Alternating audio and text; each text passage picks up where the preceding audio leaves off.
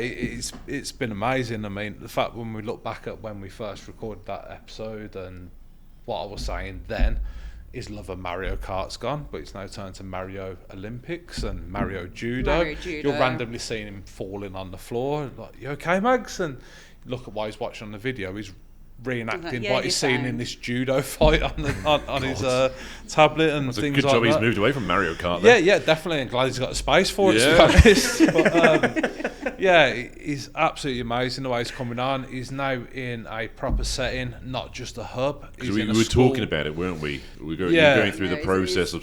He's in specialists now, so his school from year 1 to year 11-ish, and the school as a whole, there's only 15 children there. Wow. So there's key stage 1 and 2 combined, and then 3 and 4 and then 5. So each key stage only has 5 children. So you've got one teacher who is an SEN teacher, and then you've got 4 teaching assistants.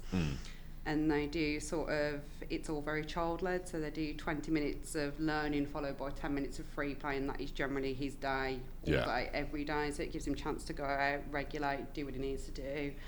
We actually got him to sit down and read a full school book for the first time in 2 years, because we know he can read, but it's very much with Magnus as and when he wants to. But it's very much like it was in his previous setting, where you can't get him to do anything on demand.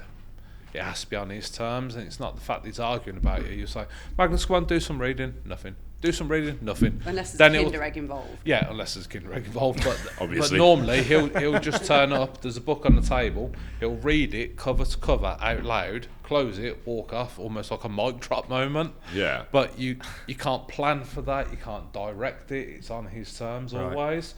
But it then separates itself from being that PDA that we've already discussed, where he's not demanding to do stuff, he's just averting doing it. But I don't think it's PDA. I think the fact is that he was at a mainstream hub and they didn't really know how to deal with him. So for the last 2 years, it's been, some are very good, but essentially he was shoved in a converted staff room and left to his own devices for 2 years. Yeah.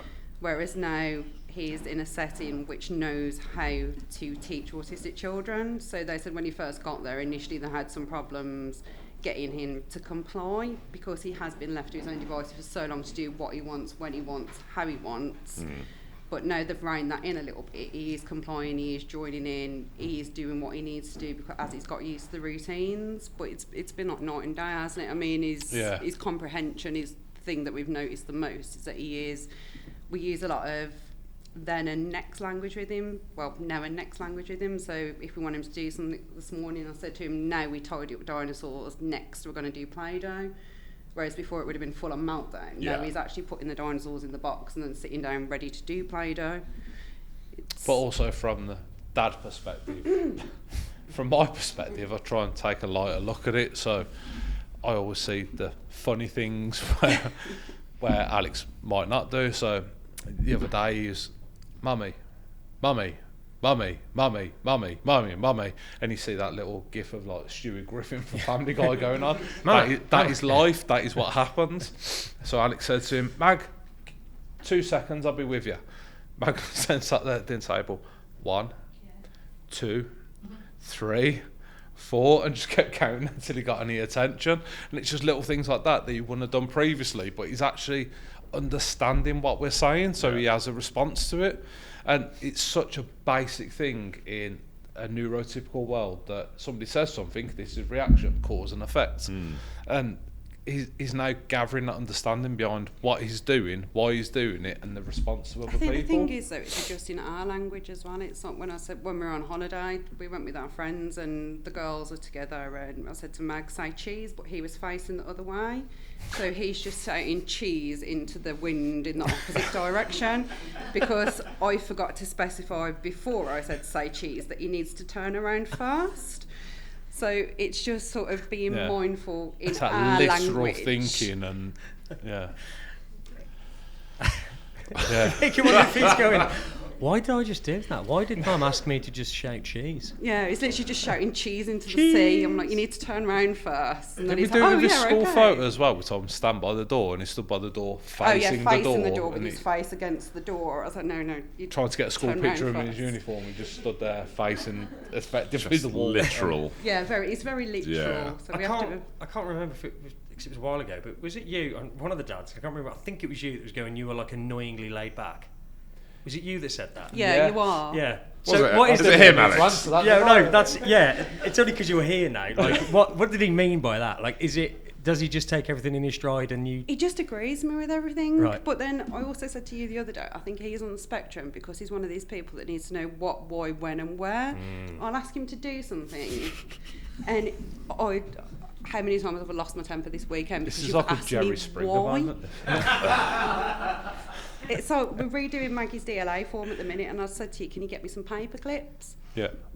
And he came back, he said, I couldn't get any paper clips. I said, that's fine. Can you not do it in the post office? I was like, no, because I've got like 300 pages of evidence to submit. Well, why? I'm like, what do you mean, why? It wasn't why. Could have an argument now. Why can't you put paper clips on documents while stood in the queue waiting to post them? But apparently I didn't explain it well enough. Alan it's I think you're catching up. Bar's closed, right? Yeah, bar's closed. Yeah. Oh, downstairs is open. Downstairs bar's open though, so.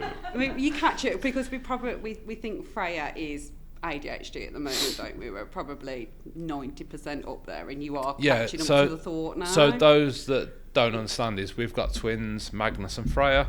Freya is neurotypical, somewhat. Yeah. Magnus is definitely. I think you said that actually last time as well. Yeah. So Freya has her moments where she's quite emotionally involved. She can't handle her emotions, but she doesn't regulate emotions. But and I she think overreacts the biggest massively. issue for us is delivering on both of their needs at the same time.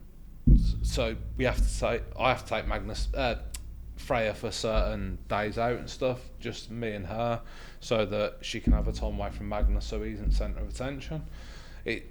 In a way, it kind of feels bad because you're not giving Magnus the same experience as you are Freya. So next weekend I'm taking her ice skating. Yeah, but Magnus, couldn't give a shit I would about not Santa, wish about that, but Yeah. also he wouldn't expect that either. Yeah. So it's just trying to balance that relationship between not only myself and Alex in managing it, but the kids in what their expectations are. I think were you saying downstairs that their relationship's starting to change as well? Yeah, I mean, they're disgusting. I mean, last night in the bath, they were spitting water at each other, and it was the funniest thing in the world. And then Not to us, to them. No, to them. And then was it Wednesday night? They were trying to drown each other, and they both thought it was hilarious. Oh, that's nice. And sort of Freya tries to hug Magnus, and he starts going, ow, ow, ow. or help me is another favourite. But he was saying ow and laughing at the same time, so he's obviously getting something out of that But interaction. she is wicked protective of him. Like my parents took them to soft play a couple of weeks ago, and a little boy tried to grab Magnus, and Freya does MMA, so Freya literally Sparta kicked him down the slide, and this little boy This is Sparta! Yeah, literally Sparta kicked him down the slide, and he was crying like pretty bad. Were you proud? And you were like, go yeah. on, lad. Yes, of course you were proud. Freya understands Magnus and is different, and she doesn't obviously like people picking on him, and so she'll always defend him in that regard. The fact that she's got so much understanding of it as a 7-year-old, just turned 7-year-old, is absolutely fantastic because it's changed her approach to the world and the other kids that she'll meet along the way. She's shown that with her caring nature with other kids that she sees in different settings. She'll go to soft play and forget about the kids that she knows. It's always the younger brother or sister that she wants to play with and look after. And she's got a caring nature about her. I mean, she won that raffle, didn't she? As well as a at good school? roundhouse kick. Yeah, she's got a good roundhouse. Yeah. She won that raffle at school, and there's another little boy who was upset, so she took something out of her raffle basket and gave it to... She didn't have to do that. Yeah. That's nice. But I think because of the way that she's been brought up, and with Magnus, she is more empathetic than most 7-year-olds. That's really good. So, what's Christmas going to look like in your household this year? So generally at Christmas we stay at home, just because it's easier. We have to wrap the top of the stairs. We do that more so we can get a slight lie in, so we're not downstairs at 5 o'clock in the morning. Yeah. So if you get like rolls of... The elves did it. The elves did it, but if you wrap it up good, they can't get through the paper, so you get an extra hour in bed. There's a Christmas tip. There's one for you, yeah. Brilliant. We're quite lucky that they both like roast dinner, but we tend to stick to timings of a normal day. So we do dinner about 4 or 5 o'clock, and then they'll have like the normal lunch, and We generally go out for That's a an little interesting drive. point, actually. So yeah, a lot of people would bring Christmas dinner a lot earlier, so Yeah. 1 o'clock, 2 o'clock. We tried you that keep not it at the last, same. Yeah, we tried that not last year, the year before, and it was just Magnus would not stay at the table, would he? It was, No, it I was mean he's generally like that anyway. He's up and down from the table. He grazes rather than eats a meal. I mean, you call it the Chronicles of the Travelling Spaghetti, don't you? It's like literally, It has been. there's just handfuls of pasta around the house. Just But running after him with a plate, trying to get anything in him at the time, just trying to get right around his interest. But he's been a lot better with his feeding. The weird one for us with Christmas Day is we'll have the Christmas tree. It's been up since fucking hell, the beginning of November. I feel like our lives turned into National Lampoons, you know, a battle against the neighbours. Beginning of November, putting Christmas lights up outside, but because Magnus comes outside and stims about it, it's a great thing. Yeah. But me hanging off the gutter isn't. Yeah. But yeah, come Christmas Day, there's 2 piles of presents, one for Freya, one for Magnus. Freya will go full Taz, ripping everything open. Brilliant, thanks, love it. Yeah. Magnus will open one and go, oh, that's nice. Take it into the kitchen, start playing with it. He won't address the rest of his presents for a couple of hours because that's got his full attention. Yeah. And it's just a really weird day because Freya will be like, can we go and open the rest of Magnus's presents? Yeah. She knows they're not for her, but she knows that she just wants them open There's because they excitement need to be yeah, there. She needs the big reveal. So does it take a couple of days just to get through Magnus He'll- opening It presents? can do. Like Lydia Yeah. last year, we just like, okay, 1.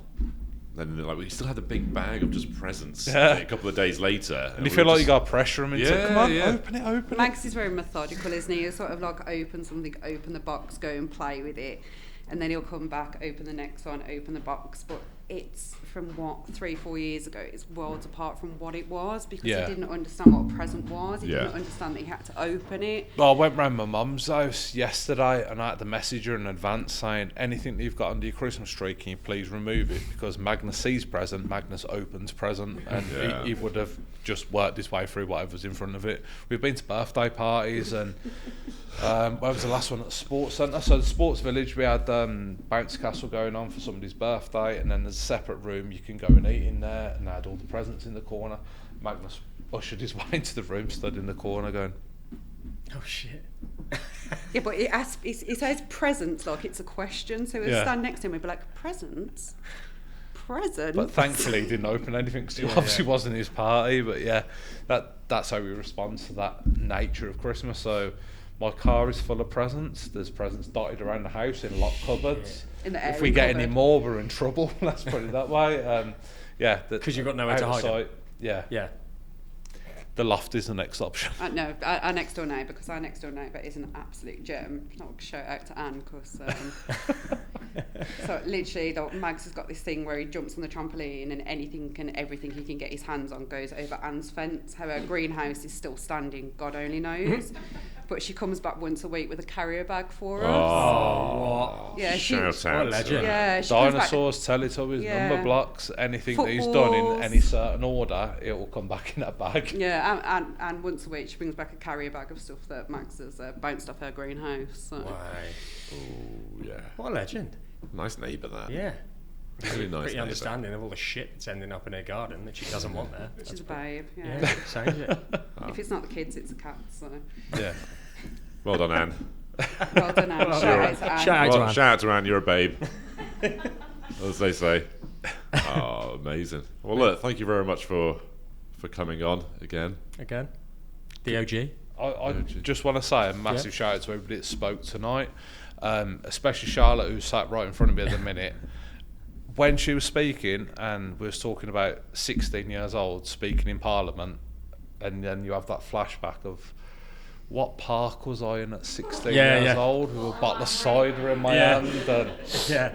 Yeah. absolutely amazing I think it's things, and nice to very hear believable. an autistic person's point of view, especially a teenager's point of view, because you tend to hear sort of older people or parent carers. There's nobody sort of, I mean, Magnus is 7, so it's nice to hear your point of view, which is a few years down the line. And it gives us an insight into how It's you're... like what Stephen was Yeah. saying earlier. You've got that 2 opinions of the inside looking out and the outside looking in, and it's something that everybody as parents doesn't tend to see the outside looking in. Yeah, as parents, as much as Yeah. we know about it, we don't know what it's like to be autistic. Because if we did, we'd have that massive Exactly, understanding. yeah. This wouldn't even be a thing. Yeah. But the more of that comes along, the more understanding everybody's going to get from 100%. it. And you guys are absolutely opening the doors to everybody to have this conversation. I know it's called the Dadcast, but there's so many people involved that's got such a valid opinion and a point of view. We're all learning from it along the way. Yeah, man. Appreciate Thank it. you, mate. Thank you very much. Nice one. Thanks.